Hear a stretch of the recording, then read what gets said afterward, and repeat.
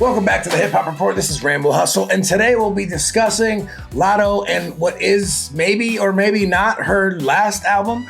Now, this was called Big Mama, a celebration of her pregnancy with 21 Savage, promoting herself with the baby bump, and I think it's great. I think it's great for her to feel empowered and still feel sexy and still feel confident, and I think it's a great message to women all over the world that a pregnancy doesn't have to end your career. You know, she even went on record with Nadeska saying that, you know, she went through postpartum depression because of that, and that's why she said that she was going to quit rap. So time will tell if this is or isn't her last album. So we will see. But obviously, she's made her way into the forefront of the female rap scene. We have 18 records, about 55 minutes. Let's hit play on this and let's see what we got. We have features from Glorilla. We have 21 Savage on the album, of course, as well as Sexy Red, Mariah the Scientist, Doja Cat, WizKid, and Teyana Taylor, all making up what is to be maybe her final album. So let's hit play and let's see what Big Mama is all about.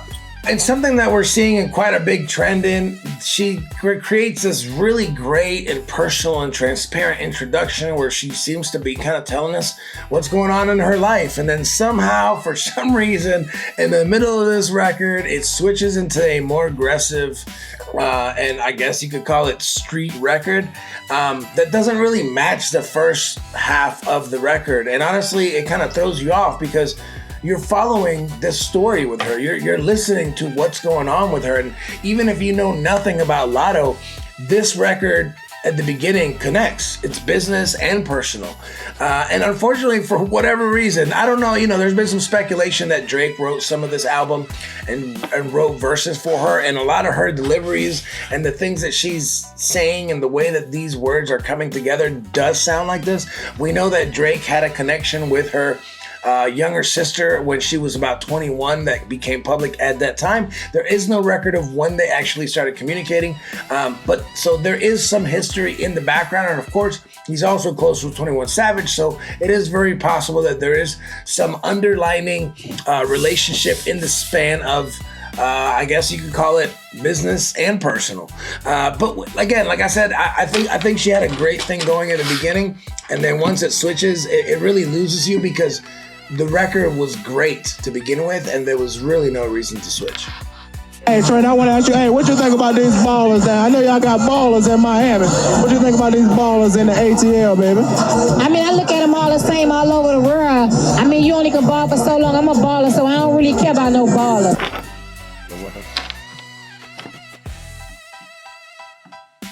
Now, the next few records, we do get a sense of like these production choices that sound like GarageBand, but like the new process version, kind of like when D4L brought out that Snap record, that kind of seem very processed sonically.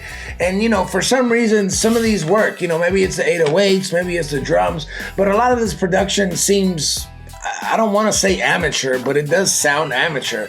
Thank God to this. I mean, Get Out My Face, I thought was a good record when I first heard it anyways, despite the Shawty Low kind of like reference sounds and the D4L kind of like sonic, similarities to what they were doing in that time. But of course, Glorilla comes in, and I think Latto and Glorilla make a really good tandem in this record. I think their energy is very, it complements each other very well. And of course, their subject matter tends to be is essentially the same thing, where you could put Sexy Red, Glorilla, and Latto on any of these records and they wouldn't really miss a beat. Well, Sexy Red might miss a beat, but that's neither here nor there. And then with Chrome Heart Diaper Bag, which is an insane song title in general, I really do feel like some of this production needs to be polished up a little bit. Some of it seems, I don't know, maybe that's the sound that she's going for as far as like what she wants the sound to be, and maybe the bounce kind of hits. But outside of the drums hitting, some of these general, like these main melodies, it just makes it unbearable to listen to. I mean, like this sound is just. And with my rose on FaceTime, let them see it. I won't clear. So for me, it's, you know, it's a catchy record and I like the record, but I don't know if I could listen to this record over and over and over again. So while it might be catchy and obviously has a great feature that really stands out with Glorilla, I don't know if it has the replay value to where you could listen to this at a club and it could get played 2-3 times in a row. Not that it needs to, just that it couldn't. Now, next up is Okay with Doja Cat, what I'm really curious about. I haven't listened to this record yet, so this is my first time listening to it. And I'm curious about it because these are very different talents. Obviously, Latto is more of strictly a rapper. Where Doja Cat is just a multifaceted talent that can rap, she can sing, she can do all these different things. And so I'm curious to see what they came up with Okay. I'll give you the call. All right, so I stand corrected. Latto can actually sing, and this record proves it. I think Okay is by far the strongest record in this on this album so far, coming in at number 5. Doja Cat always is generally always going to deliver and always going to be impressive because she can both rap and sing at a very, very high level. But honestly, this is one of the most impressive records I've ever heard from Latto in regards of being able to carry the weight. You know, she doesn't depend on Doja to do the hook. She doesn't depend on Doja to start off the record. She starts off the record, she goes into her verse, and then she brings Doja in. And I really think this record really shines. We're going to add that to the Hip Hop Report playlist because I do think that this is one of the most impressive records on this project. And it really showcases everything that Latto can do, in addition to obviously being one of the, dare I say, most attractive female rappers that we've gotten in some time. Where I think Doja Cat is attractive now. When she got money, I think initially she dressed weird, she kind of presented weird, she was a little on the heavier side. I think Latto has always been the ideal look of a female rapper, female R&B singer. I think it would be a really big shame if she actually retired, because I should think, especially with records like this, I think she has tons of potential. It's just a matter of, like, you know, how she's going to be marketed and what records they put out, because she could stay street and keep making like club bounce records, or she could really merge into a whole different lane. It's just a matter of whether she wants to or whether she wants to stay where she's at now. Now we have Hostage with 21 Savage, which could prove or disprove what I just said. You know, that's the problem, man. You could play for a team and be loyal to that team and give your everything to that team for so many years, and as soon as you leave, Latto's gonna diss you on a record with 21 Savage like you never played in the A ever. I know y'all together, and I know you're having a baby, but I don't really appreciate all these 21 instances of too much information on this record. I'm not expecting like out of this world record, but I do think that this has potential on a commercial side, as far if that's what they want to push it towards. But you know, for me, I wouldn't expect anything more than this. Now, for the next 4 records, we get Latto on her own. No help, no features, no surprise beat switches or anything. Just Latto delivering vocals, Latto delivering bars, and really maximizing the time that she has to impress us, to really give us everything that she has in the middle of an album where your average artist, normally they give you a lot of features and kind of try to take you into different places and then start and finish on their own. She's really taken the body of this album and taken responsibility for it. Personally, I really enjoy it. I thought that the Death Row record, even though really short and short-lived, still made an impression. I thought Gimme That was still a pretty good record on that, with the big voice sample in the beginning. Paid homage to Atlanta and Georgia in general, as far as like her understanding of the culture and the history. And I think that Fallen really closes that streak out in a way that, like I said before, that is impressive, with her doing vocals and showcasing that she is more than just a rapper, but she has the potential to be a very dynamic recording artist across the board. So with that, we have Need Love 2 featuring Sexy Redd. Got some bitches need love too, need love too. Bad bitches need love too. Yeah, we do. Yeah. Yo, every Sexy Red record is exactly the same. I mean, exactly the same. Just the variation is at about 2%. Sexy, that is an impossibility. How do you have kids but you don't have an ex is beyond me. Now, as far as this record goes, I do like it. And again, Latto seems committed to carrying the weight of her album and not allowing the features to outshine her or to depend on those features to make these records consumable. Especially for her fans. There's a difference between, having a big feature on your record and letting that feature be at the forefront of what people hear and see and what they understand the record to be. And then there's this, where Latto is really taking the wheel and making sure that people know, like, hey, I got this person on this record, but don't confuse this. This is my record.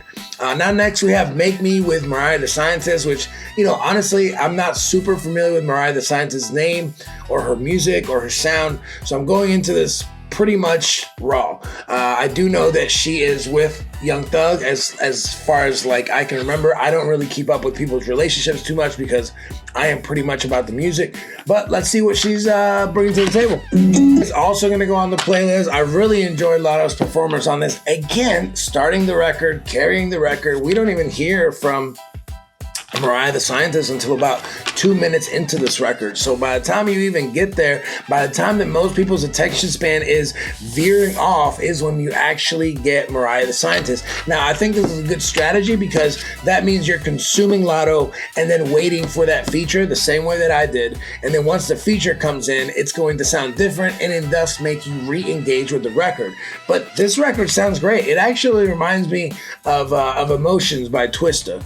And just the vibe of it, the guitar strings in the production, and just the whole concept of the record in itself has a really smooth run on it, and definitely something that I think has tons of replay value. So, so far we have 4 records. We're heading into record number 13, but so far we have OK with Doja Cat, Hostage with 21 Savage, which honestly I'm kind of giving that a nod only because there are a couple, and I think that record's going to get some run regardless.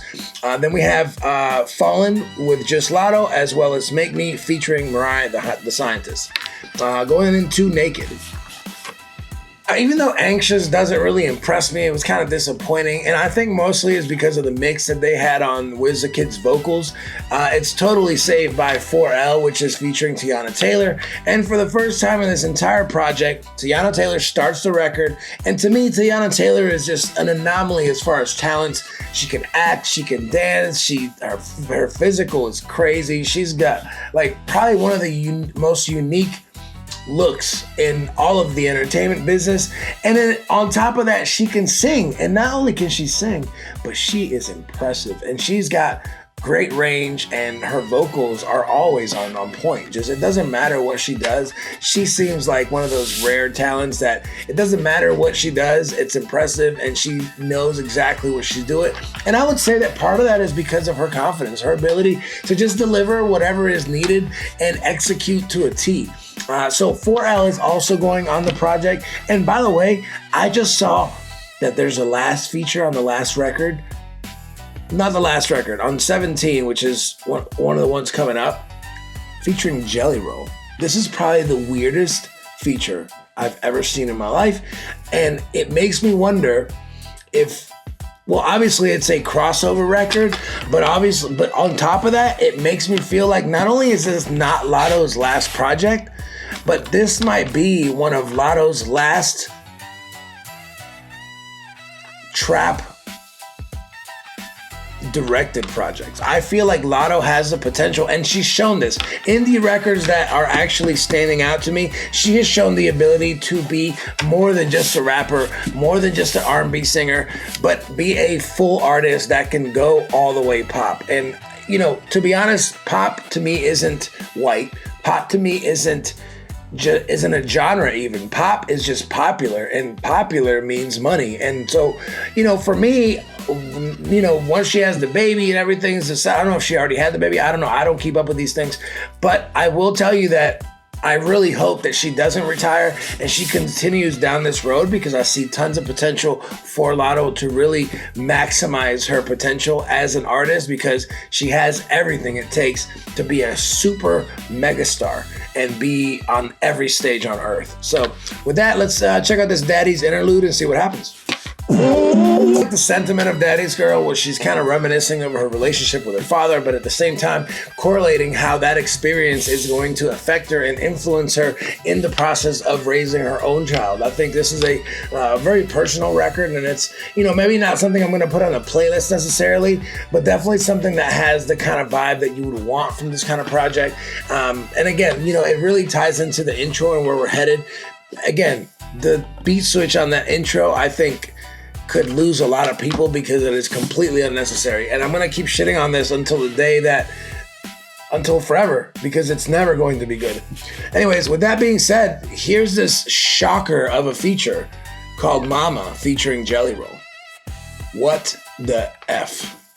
Now, where I don't particularly care for the Jelly Roll and Latto feature necessarily, I do appreciate the concept of closing out in this project with the Daddy's Girl interlude as far as her Mama record, because I think within that space you really get a feeling of getting to know Latto, of understanding that she is a family girl, a family woman, and somebody that appreciates and values the foundation of her family, not just her own family, but the one that she came from. And I think it's great to hear that on record, you know, where you could have a record that, you know, she does the ratchet trap sound the way she does, but also I think she's merging into an entirely new phase of her career and her sound, where she can make more mature records and talk about more personal things and be a little bit more transparent. And I think motherhood will 100% help her merge that gap and bridge the gap into motherhood and into making more, sentimental, more personal, and more records that really connect. You know, I think she has the ability, specifically with her brand and the way that she's promoted herself in the past few months, to really connect with an audience of women that is rarely targeted, audience of women that nobody ever speaks to, because hip-hop generally has been male-dominated, and on top of that, because hip-hop in general doesn't champion motherhood. It doesn't, you know, when was the last time that you heard a female rapper talk about being a mother and how great that was, and the, you know, positive outlook that could have, and the positive influence that could have on females across the world of any color. I think does a lot. And I think it's, to me, you know, I don't know how people feel about this album across the board. I feel like if you were going into it expecting a Sexy Red album, then you might be disappointed, because this is not that. But to me, as far as seeing an artist that has, obviously climbed the ladder and put herself in a position to win, and that could have retired, especially now with her being with 21 Savage, who's, you know, massively successful. I don't think this is the place where she retires. I think this is the place where she doubles down and really takes her career to the next level. Now, with that being said, Rambo Hustle with the Hip Hop Report. This is Latto's Big Mama album review. Make sure you go check this out. This is absolutely worth a listen, and I think this has way more than even I expected. So I think you guys will get quite a bit out of this project as well, and you will get what you expect from this project, but there's so much more to Latto that I think it would be criminal to not consume and appreciate this for the album that it is. Make sure you hit that subscribe button, follow us on Instagram and TikTok. Subscribe to the channel if you want the latest and greatest. Do it for the game. Subscribe to the channel. Subscribe to the channel if you want the